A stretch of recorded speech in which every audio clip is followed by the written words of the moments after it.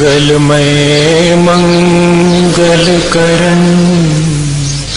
वीतराग विज्ञान नमो ताहि जाते भई अरहंतादिमा जो विद्यादि सागर सुधी जो विद्यादि सागर सुधी गुरु हैं हितैषी शुद्धात्म में निरत नित्य हितोपदेशी वे पाप ग्रीष्म ऋतु में जल हैं सयाने पूजूंगे सतत केवल ज्ञान पाने पूजूंगे सतत केवल ज्ञान पाने। बोलिए भगवान महावीर स्वामी की, आचार्य कुंद कुंद स्वामी की, आचार्य गुरु और विद्यासागर मुनि महाराज की।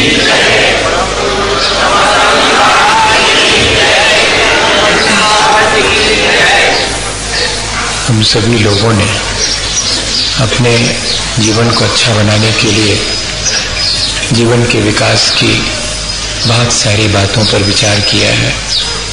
हम अपने जीवन में जो ऊंचाई एक साधक छू लेता है उतनी ऊंचाई तक नहीं पहुंच पाते हैं, तो हम सिर्फ उसकी भावना भाएं कि हम भी उस ऊंचाई तक पहुंचें जिस पर कि आचार्य उपाध्याय और साधुजन अपने जीवन को ले जाते हैं, और जितना उनके जैसे बनने की भावना रखते हुए हम कर सकें उतना हमें करना चाहिए।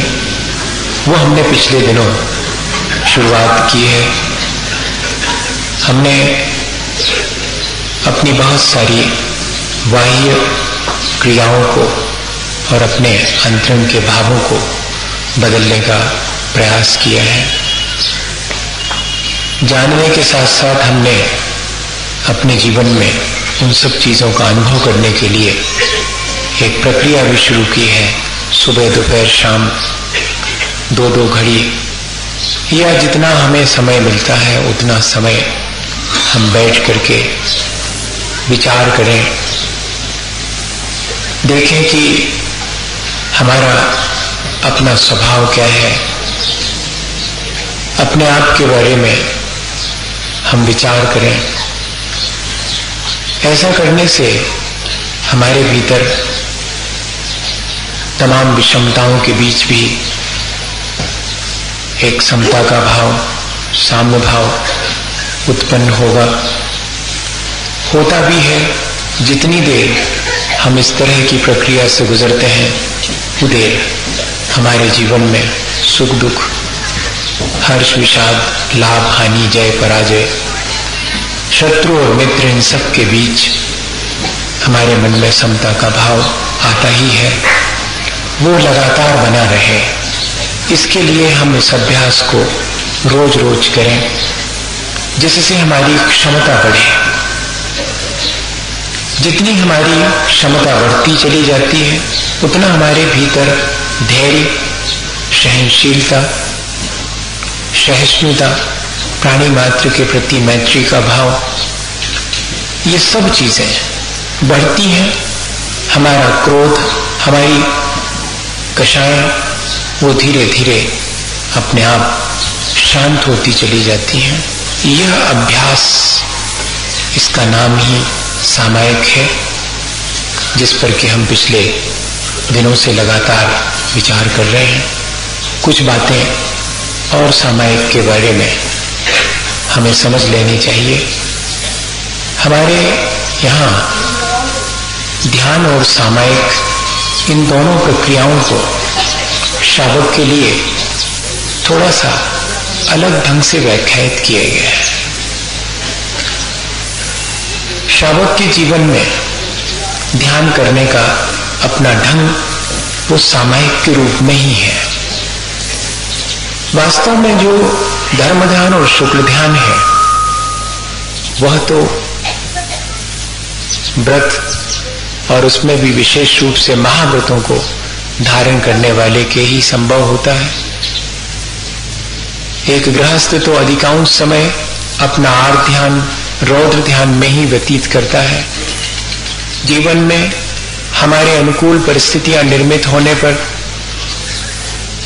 हम विचार करते हैं कि ये कभी हमसे अलग ना हो जाए या कि हमारे विपरीत कोई स्थिति निर्मित होती है तो कब इससे मैं बचूं। शरीर में व्याधि हो जाने पर हम चिंतित बने रहते हैं कि कब दूर होगी। वर्तमान के भौतिक सुखों के बारे में निश्चिंतता नहीं आ पाती क्योंकि आगामी भौतिक सुखों की चिंता हमें चलती रहती है। गृहस्थी में इस तरह का चिंतन लगातार चलता रहता है। इतना ही नहीं, घर गृहस्थी में देखते हैं अपन कि हमारे अपने जीवन में जो गृहस्थ जीवन में अनुभव करते हैं कि दूसरे के दुख में भी कई बार हम हर्षित हो जाते हैं। दूसरे से झूठा व्यवहार करके झूठ बोल के भी आनंदित हो जाते हैं।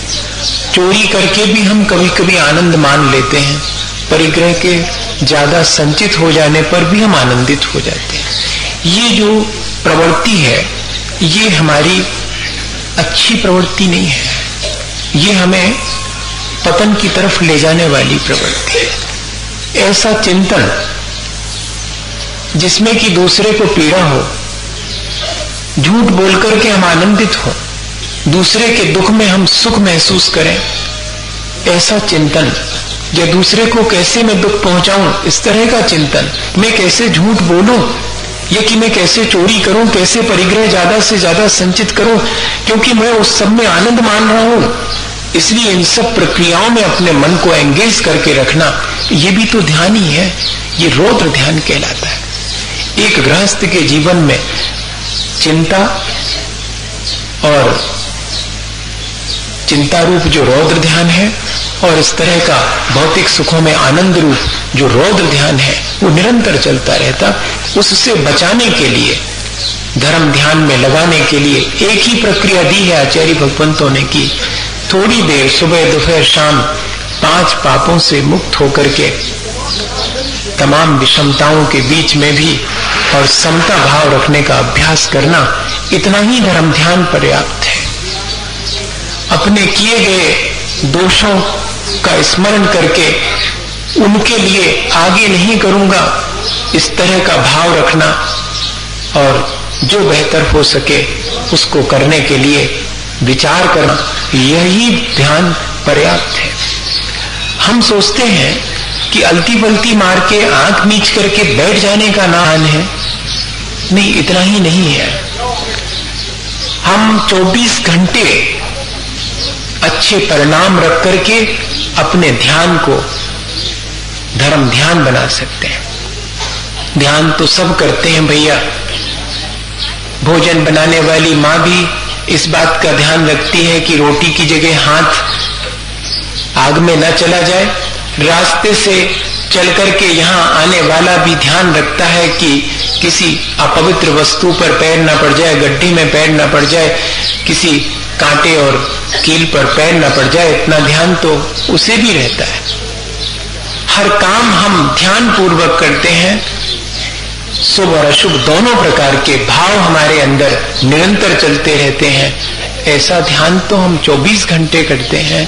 उस ध्यान को हम कैसे एक दिशा दे सकें, यह सामायिक के दौरान अभ्यास किया जाता है। अशुभ मन वचन काय की क्रिया से निवृत्त होकर के जब हम शुभ मन वचन काय की क्रिया का अभ्यास करते हैं, वही ध्यान की प्रक्रिया है। सो सामायिक में हम सिर्फ उसका अभ्यास करते हैं, बाकी 24 घंटे उस अभ्यास का प्रतिफल हमारे जीवन में झलकना चाहिए। ऐसा नहीं कि हमने 10 मिनट को कोई प्रक्रिया दोहरा ली, उसके बाद उस प्रक्रिया के रिजल्ट्स हमारे जीवन में कुछ भी नहीं आए। नहीं, वो अभ्यास निरंतर होगा सामायिक का, तब हमारे अपने शेष जो 23 घंटे हैं उन सबको भी एक ठीक दिशा मिलेगी। हो सकता है कि फिर हम 24 घंटे भी दुकान पर बैठे हों, चाहे बाजार में खड़े हों, चाहे धर्म सभा में हो और चाहे अपने घर में हो, हम हर स्थिति में अपने परिणाम संभाल करके निरंतर धर्म ध्यान कर सकते हैं। खाते पीते आते जाते सब अवस्थाओं में, सोते जागते भी कोई चाहे तो धर्म ध्यान कर सकता है। अकेले एक स्थान पर बैठ करके जो हम सामायिक की प्रक्रिया करते हैं वो इतनी अधिक सामर्थ्यवान हमें बनाती है कि फिर हम हर परिस्थिति में भी समता भाव रख लेते हैं, और वो समता भाव हमारे बने रहे। अहंकार और संकेश से, राग द्वेष से हम बच जावे भैया, वही ध्यान है। जितने क्षण हमारे राग द्वेष से बचने के हैं, जितने क्षण समता के हैं, वे सब सामायिक के क्षण हैं। वो सिर्फ एक जगह बैठ करके ही संपन्न हो ऐसा नहीं, रास्ते चलते भी अगर मेरी सबके प्रति समता है तो वो मेरा धर्म ध्यान चल रहा है।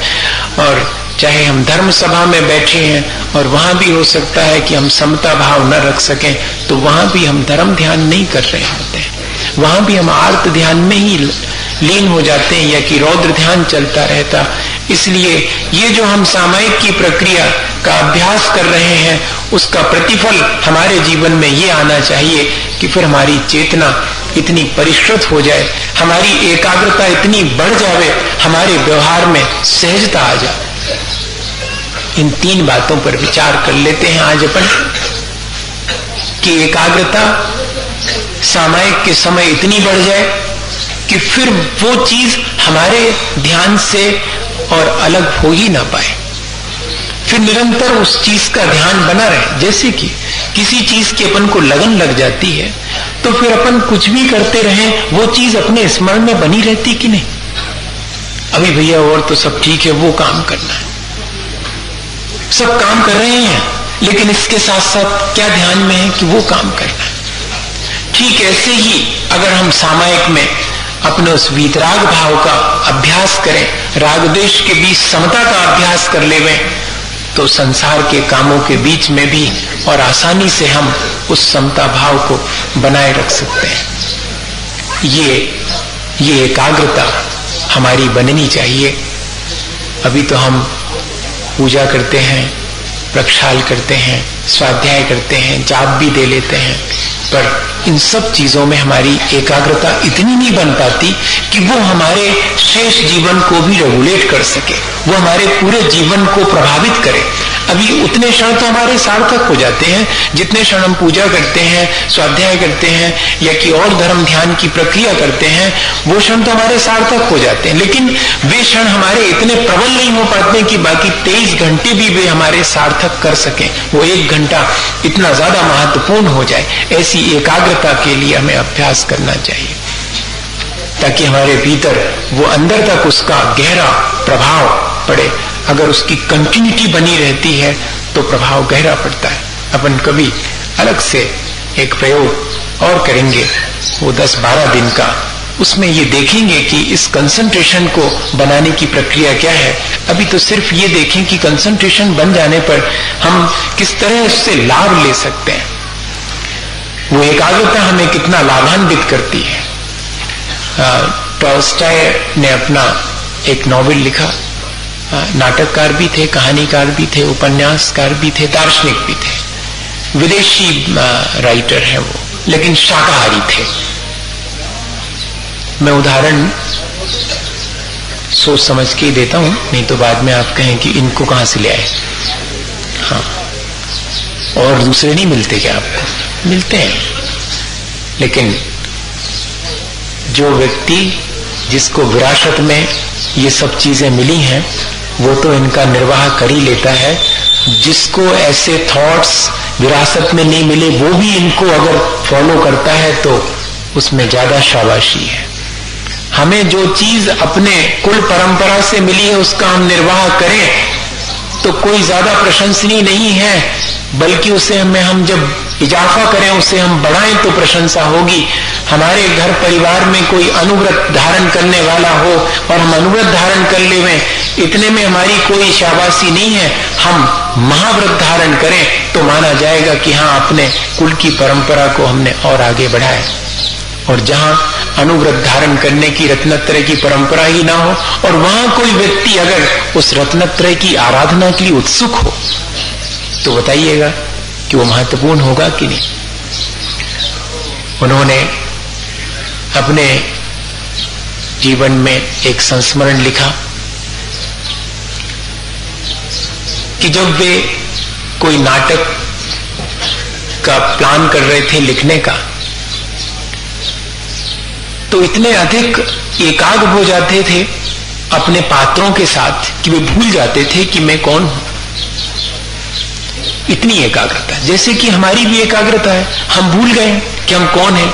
हम तो अपने को मनुष्य, और मनुष्य में भी मैं इनका पिता, या कि मैं इनकी मां, या कि मैं इनका ये, या कि मैं एक लेमैन, या कि मैं एक ऑफिसर, ये याद रहता है अपने को।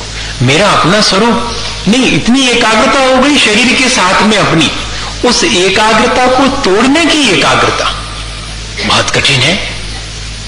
अपने आत्मस्वरूप में इतनी एकाग्रता हो जावे कि अभी तक मैंने जिसमें जो मेरा स्वरूप नहीं है उसमें अपनी एक नेकता मान रखी थी, वो टूट जावे। ये अभ्यास है सामायिक का, छोटा मोटा नहीं है। अकेले ऐसे हाथ पे हाथ रख के बैठ गए और माला फेर ली, हो गया, सामायिक हो गई। इतना तो अपन करते हैं, ये तो कोई छोड़ने की बात नहीं, करने की है। लेकिन इससे आगे बढ़ना, तब ये स्थिति निर्मित होगी। ऐसी एकाग्रता अपनी चेतना के साथ में बन सकेगी। वो अपने पात्रों के साथ एकमेक हो जाते थे। एक दिन उन्होंने लिखा कि मैं सीढ़ियां उतर रहा था लाइब्रेरी की, और सीढ़ियां इतनी चौड़ी थी कि 2 लोग आसानी से उतर सकते हैं। दोनों तरफ सीढ़ियों के दीवार नहीं थी, कोई रेलिंग भी नहीं थी, खुली सीढ़ियां थी। नीचे उतरते समय वे इतने अधिक एकाग्र थे अपने उस नाटक के पात्रों के साथ में कि उनसे बातचीत करते हुए मानो चले जा रहे हैं। उन्हें ये एहसास हुआ कि मैं जिसको अपने नाटक का नायक बना रहा हूं वो मेरे साथ चल रहा है, मैं उससे बात कर रहा हूं। और उतरते चले जा रहे हैं। अभी आधी सीढ़ियां ही उतरे थे कि उतने में नीचे से एक कोई व्यक्ति आता दिखा। तो उन्होंने सोचा कि अरे, सीढ़ियां तो 2 लोगों की ठीक ठीक गुजरने लायक हैं, हम 3 हो जाएंगे, तो फिर जरा खिसकना चाहिए मुझे। तो उन्होंने खिसकना शुरू किया और बाजू में, वो जैसे जैसे ऊपर आता जाता ये और बाजू में खिसकते जाते कि 3 लोगों को निकलने के लिए जगह कैसे मिलेगी। और इस खिसकने की प्रक्रिया में वे सीढ़ियों से नीचे गिर गए। नीचे गिरे तो वो व्यक्ति बड़े अचरज में, उसने इनको जाके उठाला, संभाला। क्या आप इतने बड़े दार्शनिक हैं और इतने बड़े राइटर हैं, और आखिर ये कैसे हुआ? हम तो नीचे से आ रहे थे, हमें पर्याप्त जगह थी निकलने की, आप बेकार में खिसकते चले गए। बोले वो तो आप समझ में आया मुझे। उस समय तो मुझे ये लग रहा था कि एक आप नीचे से आ रहे हैं और 2 हम यहाँ नीचे से ऊपर से नीचे उतर रहे हैं, तो 3 को जगह कम पड़ेगी। ये तो गिरने के बाद मेरी एकाग्रता टूटी, तब याद आया कि मैं तो एक ही था, मैं तो इस भ्रम में था कि हम 2 नीचे उतर रहे हैं। इतनी एकाग्रता सच सकती है क्या? है तो अपने अंदर एकाग्रता तो है। जिस काम में लग जाते हैं, दुकान में व्यक्ति सुबह से शाम तक लग जाता है तो भूल ही जाता है, भोजन तक भूल जाता है, टिफिन बना बनाया रखा रह जाता है। कई बार लोगों का इतना अधिक अपने व्यापार में मशगूल हो जाते हैं, इतनी एकाग्रता, फिर फुर्सत ही नहीं मिलती। ऐसे संसार के बहुत सारे काम हैं, एकाग्रता किसी को सिखाई नहीं जाती है। बस एकाग्रता किस दिशा में करनी है ये भर सीखना आवश्यक। हम तो अशुभ विचारों में निरंतर एकाग्र हैं, चिंतन चलता ही रहता। एक अंतर मुहूर्त तक अगर किसी बात में आप एंगेज हैं तो मानिए वो ध्यान हो गया। एक अंतर मुहूर्त 48 मिनट तक एक ही बात की प्लानिंग चल रही, किसी भी तरह की, शुभ हो या कि अशुभ हो। हमें सिर्फ ये करना है कि यह एकाग्रता एक अंतर मुहूर्त तक किसी शुभ विचार में हमारी हो जावे तो हमारा ध्यान व्यवस्थित हो जाएगा, हमारे जीवन को ऊंचा उठाने में कारण बनेगा। और ऐसा करने से क्या होता है, हमारी चेतना परिष्कृत होने लगेगी। चेतना परिष्कृत होती, इसके मायने क्या है? आप सोच सकते हैं, जिसकी चेतना जितनी परिष्कृत होगी उतना ज्यादा उसका प्राणी मात्र के प्रति और सद्भाव होगा। ये उसका क्राइटेरिया है। उदार चरितानाम वसुधैव कुटुंबकम, एक वाक्य लिखा हुआ है, यह मेरा है यह तेरा है, ऐसे भाव से कौन ऊपर उठता है? जिसका चरित्र बहुत उदार और विशाल होता है, जिसकी चेतना बहुत परीक्षित होती है, वही मेरे तेरे के भाव से ऊपर उठ करके प्राणी मात्र को उसके प्रति सद्भाव रख करके अपना मानता है। ऐसी अपनी चेतना का विकास तभी हो सकता है। पर देखते अपन ये है कि कितनी भी धार्मिक क्रियाएं अपन दोहरा लेते हैं, कितनी तो सामायिक हमने करी होंगी, लेकिन हमारी चेतना परिष्कृत क्यों नहीं हुई? होना चाहिए थी।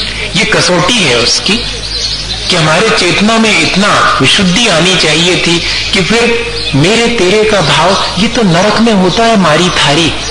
हाँ, वास्तव में देखा जाए थोड़े संस्कार अपने उसके हैं, जब तक अपन मेरा तेरा करते रहेंगे, ये मेरा ये तेरा, ये जब जब अपने मन में आ जाए तो विचार कर रहे हैं कि क्या कर रहे हैं हम, ये तो नारकी जीव करता है, मैं तो मनुष्य हूं, चेतनावान हूं और चेतना में भी विशेष चेतनावान हूं मैं। ऐसा विचार आ जाना चाहिए तो मेरे तेरे के भाव से ऊपर उठ जाए। जितना मेरे तेरे के भाव से ऊपर उठेंगे उतनी चेतना विशुद्ध होगी, और जितनी एकाग्रता अपने स्वरूप के प्रति होगी उतना मेरे तेरे के भाव से ऊपर उठ जाएंगे। ये प्रक्रिया बिल्कुल जुड़ी हुई है उन सब से। तो हम एकाग्रता साधें अपने चेतना के स्वभाव से, तो हमारी चेतना विशुद्ध होगी, और उस विशुद्धि से हमें मेरे तेरे का भाव धीरे धीरे करके समाप्त होगा। राम तीर्थ विदेश पहुंच गए, फ्लाइट से एरोड्रम पर उतरे नीचे, तो एक नजर उन्होंने दौड़ाई, जैसे कि अपन कभी किसी नई जगह पे उतरते हैं ट्रेन से या कि बस से या कोई एरोप्लेन से भी उतरता है, तो एक बार देखता है कि कोई है मेरा परिचित यहाँ स्टेशन पर, या मुझे कोई लेने आया है क्या। ऐसा एक सहज भाव अपने भीतर आता है। कोई परिचित मिल जाता तो पूछ लेते कहाँ कैसे जाना है, मिल जाता है तो बड़ी प्रसन्नता होती, नहीं तो फिर जैसा बनता है अपन करते। तो उनका भी शायद यही था कि देखें यहाँ पर कोई है क्या। उनको ऐसा देख करके एक बाजू में खड़े हुए विदेशी व्यक्ति ने कहा कि क्या यहाँ पर इस देश में आपका कोई मित्र नहीं है क्या? आप ऐसे बहुत देर से देख रहे हैं, किसका इंतजार कर रहे हैं, कोई आने वाला है क्या? तो इन्होंने मुस्कुरा करके उसके कंधे पर हाथ रख के कहा कि आप ही तो मेरे मित्र हैं, आप ही का तो इंतजार कर रहा था। क्या ऐसी है हमारी चेतना कि हम किसी को इस तरह कह सकें? ऐसा नहीं, हम तो चाहे जिसको ऐसा कह सकते हैं, लेकिन उतनी ही निर्मलता के साथ, उतनी ही चेतना की विशुद्धि के साथ ऐसा कह सकते हैं क्या? ये हमारे मन में आना चाहिए। प्राणी मात्र के प्रति हमारे मन में ऐसा भाव आने लगे सहज रूप से। विनोबा के मां के ऊपर एक जिम्मेदारी आई कि उनके पिता एक अनाथ बालक को ले आए, ये पढ़ेगा लिखेगा तो स्कूल में रहेगा भी, इसकी व्यवस्था कर दी है, भोजन तुम करवा दिया करे इसको। तो उसकी माँ रोज जो है, उनकी माँ विनोबा की उस अनाथ लड़के को भोजन के समय पर आने पर प्रेम से भोजन कराती थी, गरम गरम भोजन कराती थी। एक दिन विनोबा ने टोक दिया माँ को कि माँ, मैं तो तुम्हारा सगा बेटा हूं, तुम तो ये कहती हो कि सब में समान भाव रखना चाहिए, सब में भगवान है, फिर आपके व्यवहार में तो ये अंतर दिखाई पड़ता है। आप मुझे ठंडी भी परोस देती हैं कभी कभी भोजन सामग्री, और इसको तो आप गरम गरम ही खिलाती हमेशा, बढ़िया बढ़िया चीज।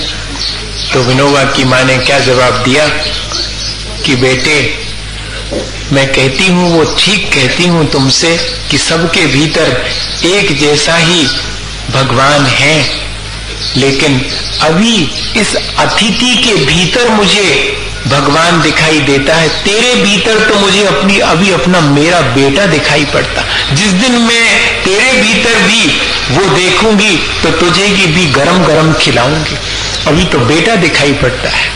ये अपने साथ भी है।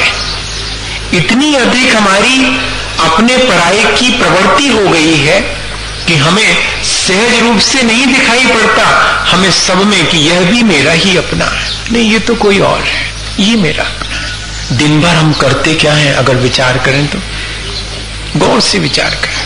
मैं भी अभी उससे ऊपर नहीं उठ पाया हूं, ऐसा मत समझना कि मैं ऊपर उठ गया हूं। हम सबके भीतर, क्योंकि इतना गहरा संस्कार, इस संस्कार को तोड़ना आसान नहीं है, लेकिन धीरे धीरे हम एरिया बढ़ा सकते हैं। हमारे पराये का एरिया घटता चला जाए और प्राणी मात्र के कल्याण के प्रति हमारे मन में सद्भाव आता चला जाए, बढ़ता चला जाए, ये तो भी हमारे जीवन में चेतना का परिष्कार हो सकता है। क्योंकि जैसी चेतना मेरे भीतर है वैसी ही सबके भीतर है, तब फिर सबको कल्याण करना चाहिए, सबके कल्याण में मैं निमित्त बनूं, सबके प्रति सद्भाव ही रखूं। ऐसा चेतना का परिष्कार हम चाहें तो कर सकते, और व्यवहार में हमारे बहुत सहजता आ सकती है। सहज व्यवहार के मायने भी यही है और ज्यादा कुछ नहीं है। व्यवहार की सहजता के मायने यही है कि मैं सबके साथ अच्छा व्यवहार करता हूं, सहज व्यवहार करता हूं, किसी के साथ भी मैं और बुरा व्यवहार नहीं करता हूं। ऐसा अपन देखें दिन भर में क्या एक आध दिन ऐसा कर पाते हैं? नियम तो लेते हैं अपन, और दूसरे प्रकार का ये नियम भी रहना चाहिए कि आज मैं सबके प्रति सद्भाव रखूंगा, किसी के प्रति भी अपना मन खट्टा नहीं करूंगा, कड़वा नहीं करूंगा, आज सबसे बहुत अच्छे से बोलूंगा, और अगर नहीं बोल पाऊंगा अच्छे से तो नहीं बोलूंगा, चुप ही रह जाऊंगा। हमारे एक उनको इम्प्रेशन बहुत पुराना है, 1968 में, और एक शुल्लक दया सागर जी आए थे। उन्होंने एक बहुत शांत उनका स्वभाव था, वो जैन नहीं थे, पर उन्होंने अपना कैलकुलेशन कर लिया था कि मेरी आयु बहुत थोड़ी रह गई, मुझे अपना कल्याण करना चाहिए। और उन्होंने, मुझे मुनि महाराज का नाम याद नहीं, किनसे दीक्षा ली थी, शुल्लक दीक्षा ले ली थी, और एमए इंग्लिश में किया था उन्होंने, और सर्विस छोड़ के आ गए थे वो बैंक की। और फिर थोड़े ही समय रहे वो शुल्लक, 1971 में तो उनका और समाधि हो गई। वो मैंने उनका देखा, एक भजन मुट्ठी को बांधे आया था मैं हाथ पसारे जाऊंगा, वो छपा, और फिर वो सबको दिया करते थे जो भी उनसे मांगता था। तो मैंने मांगा उनसे, बहुत मैं छोटा था उस समय, 10-12 साल का होऊंगा, तो मैंने कहा कि आप इस पे अपना नाम लिख के दें। तो उन्होंने कहा अच्छा। तो क्या लिखा था उन्होंने? सत्य के लिए हाँ, असत्य के लिए ना, प्रेम से बोलने के लिए हाँ, घृणा से बोलने के लिए ना, और अपना नीचे नाम। वो मुझे आज भी याद है। क्या हम ऐसा नहीं कर सकते एक दिन में? हमारे व्यवहार में इतनी सहजता नहीं आ पाती? आ सकती है, हम अगर अभ्यास करें तो। ये सामायिक का अभ्यास हमें सहज प्रवृत्ति करने में मदद करेगा, वरना हम अकेले सामायिक की प्रक्रिया में ही कुछ दोहरा लें, उतने से काम नहीं चलेगा। हमारी प्रवृत्ति में उतनी ही समता और उतनी ही सहजता आ जावे, ये उसका प्रतिफलन हमारे जीवन में दिखना चाहिए। ठीक है, अभ्यास करेंगे, जितना आ पाएगा उतना करेंगे। पूरी तरह से आ जाए तो भगवान ही नहीं हो जाएंगे फिर, अभी एकदम थोड़ी होंगे, अभी धीरे धीरे करके जितना जिसके जीवन में आ जाए उतना अभ्यास आसानी से किया जा सकता है। सहजता का एक दिन 1 घंटे आज मैं सबके प्रति सद्भाव रखूंगा, 1 घंटे किसी से भी कड़े वचन नहीं बोलूंगा, असभ वचन नहीं बोलूंगा, मैं कोई एक्टिविटी ऐसी नहीं करूंगा जिससे कि दूसरे के प्रति दुर्भावना व्यक्त होती हो। ऐसे मन, वाणी और शरीर सब में मेरे घंटे भर सद्भावना ही बहे, ऐसा हो सकता है क्या? हो सकता अभ्यास से। तो ये सहज प्रवृत्ति कहलाती। छोटे बड़े का भेदभाव खत्म हो जाएगा, अपने पराये का खत्म हो जाएगा, शत्रु मित्र का खत्म हो जाएगा, सारे भेदभाव, नौकर और मालिक का भेद। फिर हो सकता है कि जिस कुर्सी पर आप बैठे हुए हैं मालिक बनकर के, उसी पर आपका मन अपने नौकर को बिठाने का हो जाए, पर जरा संभल के बिठाना, नहीं तो वो सिर पे बैठ जाए। दोनों चीज, नहीं तो आपको मैं ऐसी चीज बता दूं और आप कहोगी और उपद्रव करवा दिया आपने। हाँ, आज के समय में अच्छी अंडरस्टैंडिंग होगी तो जिसको हम जरा ऊंचा उठाएंगे वो और हमारे चरणों में झुकेगा, ऐसे व्यक्ति को ऊंचे उठाना। हाँ, ये सावधानी रखना, नहीं तो हम जिस चाहे को और ऊंचा उठाएंगे वो ऊंचा तो उठेगा नहीं, बल्कि सिर पे बैठ करके ऊंचा उठेगा। जैसे कि माँ अपने बेटे के कहने पर भी उसे अपने सिर पे बिठा लेती है, तो सिर पे बैठने पर भी बेटा ऊंचा नहीं होता। वो जानता है कि माँ मेरी बड़ी है। ऐसा कोई व्यक्ति हो तो उसको ऊंचा उठाना। हाँ, समान भाव सबके प्रति रखने का मतलब ये नहीं है, आप उसका अन्यथा अर्थ नहीं ले लें। तो नौकर और मालिक के बीच भी एक ऐसी अंडरस्टैंडिंग हो कि वे एक दूसरे का यूज नहीं कर रहे हैं, वे एक दूसरे के सहयोग से आगे बढ़ रहे हैं। मालिक नौकर के सहयोग को के प्रति कृतज्ञता ज्ञापित करे और नौकर भी मालिक के प्रति कृतज्ञ रहे। एक ऐसा रिश्ता हमारे सारे संबंधों में चाहे हम तो बन सकता है। फिर शत्रु मित्र का रिश्ता कैसे बनेगा? बन ही नहीं सकता। फिर तो सब परस्पर सिर्फ सहयोग का ही रिश्ता बनेगा। और अगर ऐसा रिश्ता हमारा सबके प्रति हो जाए, प्राणी मात्र के प्रति, फिर देखिएगा फिर हमारी चेतना कितनी परिष्कृत होती है और कितना सहज व्यवहार हमारा होता है। ये सारी चीजें हमारे जीवन में अवलोकन करना चाहिए अपने ही जीवन का कि ये कितना आया, कितना नहीं आया। नहीं आया कोई बात नहीं, प्रयास करेंगे, लेकिन कभी नहीं आ पाएगा ऐसा नहीं, आ सकता है। ये हम अभ्यास के द्वारा सुबह दोपहर शाम बैठ करके, इसी के लिए हमने ये प्रक्रिया शुरू की। एक छोटी सी घटना, लिंकन के जीवन के राष्ट्रपति रहे, वो कहाँ के थे सबको मालूम है, मतलब ठीक है, कंफर्म कर लेने में कोई दिक्कत नहीं है अपने को। गलती भी हो सकता, मैं और कहीं का बोल देता तो फिर बाद में सुधारते। वो रास्ते से चले थे और उनके अंगरक्षक और भी लोग जाते हैं बड़े व्यक्ति के साथ में। किसी के साथ में बहुत सारे लोग हो जाने से कोई बड़ा हो जाता है ऐसा नहीं। कोई बहुत बड़ा हो तो उसके साथ में बहुत लोग होते हैं ऐसा लगाना नहीं, तो फिर डाकू के साथ भी बहुत सारे लोग रहते हैं, बड़ा नहीं हो जाता। किसी के बहुत सारे लोगों के साथ बहुत सारे लोग आपके साथ में, इसलिए आप बड़े हो गए नहीं। आप बड़े हैं तो हो सकता है आपके साथ बहुत सारे लोग।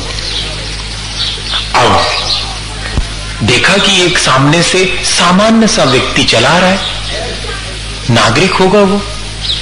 उसने राष्ट्रपति को देख करके उन्हें जो भी प्रणाम की प्रक्रिया थी कि हेड उतार करके माथा झुकाएंगे, वो प्रक्रिया की। तो जैसे ही उसने प्रणाम किया तो राष्ट्रपति लिंकन ने भी अपना हेड उतारा और उसको प्रणाम किया। अरे बाकी लोगों ने कहा कि अरे ऐसे कैसे? अब राष्ट्रपति को भी समझाने लगे, वो जो अभी साथ में थे। होता है इस तरह, बहुत देखने में आता है कि आपको ऐसा नहीं करना चाहिए था, आप राष्ट्रपति हैं, हम आपके साथ इसीलिए हैं और आप हमारी तरफ तो जरा ध्यान रखो। आप भी ऐसा करोगे तो हमें कौन पूछेगा? हाँ, ऐसा आ गया उनके मन में।